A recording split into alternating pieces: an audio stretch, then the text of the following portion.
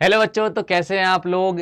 जैसा कि एनटीए से बहुत सारे सवाल किए थे हम लोगों ने, तो उसमें एनटीए ने अपने जवाब दे दिया है कि भैया जो 1563 बच्चे थे उनका हम जो ग्रीस मार्क्स था वो कैंसिल करवा देंगे और क्या करवा देंगे भैया, उनका री एग्जाम करवा देंगे। उन्होंने डेट भी दे दी। लेकिन एक बात समझो आप लोग, जो बच्चे मान लो किसी गांव में रह रहे हैं, जिन बच्चों को इतना नॉलेज नहीं है कि भैया हमें कोर्ट जाना है और कोर्ट जाके हमें पेपर देने का तो हमें कोड भी जाना था, अगर ऐसा नहीं दे पाए तो उन बच्चों का क्या होगा। तो हमारा जो पहला पॉइंट है कि जो बच्चे कोर्ट नहीं गए उनका क्या होगा भैया। बहुत सारे बच्चे होंगे ऐसे, तो ऐसा तो हो नहीं सकता, तो उसके बारे में उनको भी बताना चाहिए। अब मान लो अगर आप भी हो, आप नहीं जा पाए कोर्ट और आपके साथ ऐसा हो गया, तो आपका क्या होगा। इसलिए हम ये कह रहे हैं दूसरा पॉइंट कि भैया एनटीए को उन बच्चों की जो भी सीट है कि भैया हमने इनको इस तरीके से ग्रीस मार्क्स दे दिए थे और ये मार्क्स थे और ये बच्चे थे, तो आप पब्लिश कर दो। उन बच्चों को, जो बच्चे देख लेंगे, उन बच्चों को यह पता चल जाएगा कि भैया हमने, हमारा नाम इसमें नहीं है, इसका मतलब यह है कि हमें कोर्ट जाना चाहिए था। तो वो बच्चे, जिन बच्चों के साथ ऐसा स्कैम हो गया है या जो भी सारी चीजें हो रही हैं, वो बच्चे कृपया करके इन चीजों पे ध्यान दें कि भैया क्या होगा इन सब का, एनटीए कैसे बताएगा आप। और सुप्रीम कोर्ट को ये सारी चीजें पूछनी चाहिए एनटीए से कि भैया इनकी चीजों को रिपब्लिश करिए आप, ठीक है। और जो बच्चे कोर्ट नहीं जा पा रहे हैं उनका क्या होगा, इस बारे में सोचने वाली बात है कि भैया नहीं जा पाते बहुत सारे बच्चे लोग, बहुत सारे फैमिली लोग जिनको नहीं पता इन चीजों के बारे में भैया क्या करना पड़ता है, तो उनका क्या होगा। तो ऐसे मुद्दों पे बात करनी चाहिए, जरूरत है ऐसे मुद्दों की बात करनी। भैया उसने तो बोल दिया कि भैया इतने बच्चे थे, इनको मार्क्स दे दिए हमने, ऐसा तो नहीं है आपने इतनी बच्चों को दिए हों, और ही बच्चे होंगे जिनको आपने दे दिए हों, तो आप एक बार रिलीज कर दो ना भैया इनके, भैया ये नाम है, इतने मार्क्स थे, ये यहाँ सेंटर से है। उससे बहुत सारे बच्चों को ये जब पता चल जाएगा कि भैया हम इस सेंटर पे थे, हमें मार्क्स मिले कि नहीं मिले। क्योंकि बहुत सारे बच्चे ऐसे होंगे जिनके पास भैया उनको भी टाइम लॉस हुआ होगा, उनको बोनस मार्क्स मिले कि नहीं मिले, है कि नहीं। इसके बारे में बहुत डिटेल में और बहुत जो आगे पॉइंट है उसके बारे में हमारे सर बताएंगे कि भैया काउंसलिंग के बारे में क्या है, पेपर लीक के बारे में क्या है। आइए पंकज सर बताइए। हेलो बच्चों, तो सर ने जैसा सवाल किया कि भाई साहब जो आपने रिलीज किया है कि 1563 बच्चों का हम री एग्जाम लेंगे, वो तो ठीक है सर।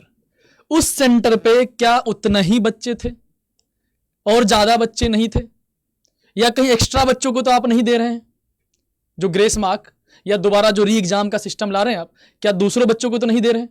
तो प्लीज उसका सबसे पहला सवाल यही हम लोगों का सुप्रीम कोर्ट को पूछना चाहिए एनटीए से कि ये जो 1563 बच्चे हैं उनका डिटेल दिया जाए। हाँ, उसमें आप नंबर मत करिए मेंशन, उनका एड्रेस मत मेंशन करिए, लेकिन नाम या रोल नंबर तो दे दो ताकि पता चल जाए बच्चों को, हाँ इनको मिला था या मुझे नहीं मिला, मैं उस सेंटर पे था कि नहीं था, किस सेंटर पे वो भी बता दो।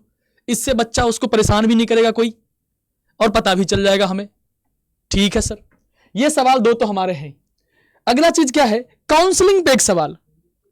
काउंसलिंग क्या बोला गया कि काउंसलिंग चालू रखिए, काउंसलिंग चालू रखिए। ऐसे कैसे चालू रखिए सर, काउंसलिंग अगर चालू कर दिया जाए 8 तारीख से, उसमें क्या दिक्कत है कि सर जो एक बचा हुआ है काम वो है पेपर लीक का। जो बिहार में धांधली हुई, पेपर लीक हुआ है जिसपे अभी तक केस चल रहा है, उसकी हेयरिंग अभी तो हुई नहीं है सर। उसकी हेयरिंग होगी शायद 8 या 10 को, उससे पहले आप कह रहे हो काउंसलिंग चालू कर दो। ऐसे कैसे सर, काउंसलिंग चालू हो गया तो फिर रीनीट का क्या। अगर मान लो पेपर लीक सच में हुआ है सर, तो फिर रीनीट होना चाहिए। पेपर लीक हुआ है तो होना चाहिए, कंफर्म होना चाहिए। तो इसीलिए काउंसलिंग अभी स्टार्ट करना मेरे ख्याल से तो सही बात नहीं है।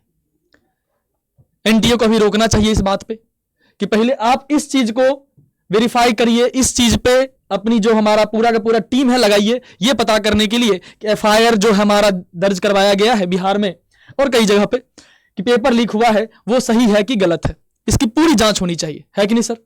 उसका फैसला आपने 8 जुलाई को सुनाने बोल दिया। हाँ। और अब भैया हमारे पास एक ही मुद्दा बचा है सर, काउंसलिंग वाला मुद्दा ये है कि भैया पेपर लीक का मुद्दा बचा है, क्योंकि इन्हें ग्रेस वाला जो मार्क्स था वो तो उस पे तो ठीक है, खारिज कर ये दिया। तो काफी सही है। 17 जो 719 नंबर 718 थे उनमें भी इन्हें खारिज कर दिया, और जो बच्चों के जो मैसेज पहुंच रहे थे उनके पास वो भी इन्हें खारिज कर दिया कि भैया ये सब चीजें। हमारे पास एक ही मुद्दा बचा है कि भैया अगर हमें इंसाफ चाहिए तो हमारे पास एक ही मुद्दा है पेपर लीक का। और इसमें इस चीज को कैसे दबा रहे हैं ये काउंसलिंग के चक्कर में कि भैया काउंसलिंग करवा लो। अगर काउंसलिंग इस पे पूरी जांच होनी चाहिए सर, इस पे पूरी जांच होनी चाहिए, ठीक है। और दूसरा एक मुद्दा चल रहा है, कई बच्चों के पास क्या हुआ है कि उन्होंने ओएमआर में जो भरा है उसके हिसाब से जो उनका नंबर आ रहा है वो नंबर, मान लो जैसे कि बढ़िया एग्जांपल है कि एक बच्चे का 530 नंबर आ रहा है, 530 नंबर, उसका जो रिजल्ट आया है रिजल्ट कार्ड में, वो जो आया है मात्र 30 है। मतलब क्या हुआ कि 530 में से 5 गायब हो गया इनका। ये बहुत बड़ी धांधली है।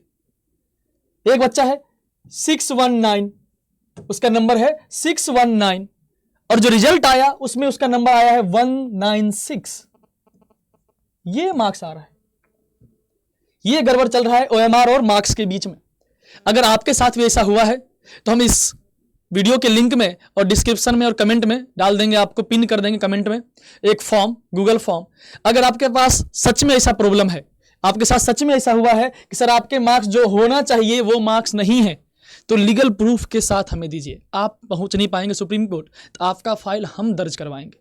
हमारी कंपनी इसको पूरी तरह से, इस पर जो हमारी टीम है वो लगी हुई है। तो आप बस एक बढ़िया सपोर्ट करिए, बस ये ध्यान रखिएगा कोई फेक नहीं होना चाहिए, क्योंकि सर फेक के चक्कर में ना एनटीए को मौका मिल गया है, बहुत सारी चीजें फेक हो गई हैं। केस आया था सर, अभी केस आया था, वो फेक हो गया, फेक आ गया। ठीक है, तो बच्चों ऐसा नहीं करना। देखो जो रियलिटी है उस पे लड़ो, अगर रियलिटी पे आप लड़ोगे तो गलत हम भी नहीं खड़े हो करना है पाएंगे। आपको, हाँ गलत भी नहीं करना है, लेकिन किसी का नुकसान भी ना हो, किसी का नुकसान भी ना तो हो। हम अगर वो आप- बात करने आए अगर हैं। आप ईमानदारी से लड़ेंगे, ईमानदारी से अपनी चीजें बताएंगे, तो हम ईमानदारी से लड़ पाएंगे। क्योंकि आप बोलोगे फेक, हम फिर उस पर लड़ेंगे, तो भैया क्या होगा? ऐसे थोड़ी होती है चीजें, लड़ाई ऐसे थोड़ी लड़ाई जाती है। लड़ाई भाई इंसाफ पे लड़ी जाती है कि नहीं लड़ाई जाती सर, ठीक है। बस इसीलिए तो आप जो भी आपका सर बता दीजिए इनको क्या क्या चीज आपको चाहिए देना है।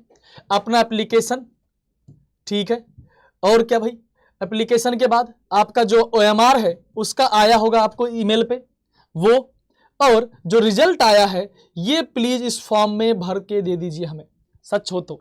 अगर आपको लगता है सर मेरा फाइल करना चाहिए और मेरे साथ ऐसा गलती हुई है या मेरे साथ ऐसा स्कैम हुआ है, तो प्लीज इसको भरिए।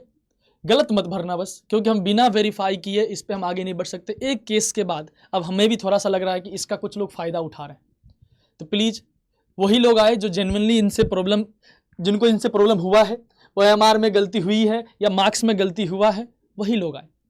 अभी कई लोग जो पहले बहुत कूद रहे थे अब बाहर हो गए हैं, क्योंकि उनको दिखा मेरा तो फ़ायदा हो रहा था, अब तो नुकसान हो जाएगा। तो प्लीज़ फेक लोग इनसे दूर रहें, लेकिन जिनको सच में इंसाफ चाहिए, प्रॉब्लम है, प्लीज़ इस गूगल फॉर्म को भरिएगा।